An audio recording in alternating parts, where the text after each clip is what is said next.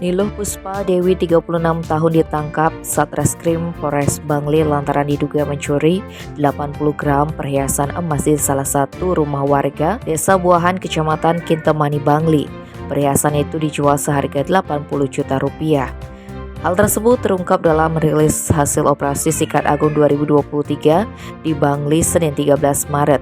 Kabak Ops Polres Bangli Kompol Iketut Maret mengungkapkan wanita asal desa Suter, Kecamatan Kintamani ini mencuri 80 gram emas pada 2021. Dia merupakan salah satu target operasi. Kapolsek Kintamani Kompol Ruli Agus Susanto menambahkan tersangka melakukan pencurian dengan modus menjual lemekan atau pupuk kandang keliling menggunakan pick up.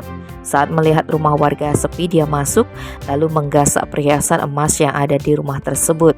Perhiasan emas tersebut dijual di Pasar Kidul seharga 80 juta rupiah. Hasil penjualannya digunakan untuk kebutuhan hidup, salah satunya membeli pakaian. Puspa Dewi tak menampik telah mencuri perhiasan emas tersebut. Ia melancarkan aksinya karena melihat rumah dalam keadaan sepi dan terlihat ada kuncinya. Ia mengakui datang ke rumah tersebut sambil menjajakan pupuk kandang. Namun ia membantah bahwa hal itu sebagai modus mengincar rumah kosong. Tim Bali Express melaporkan.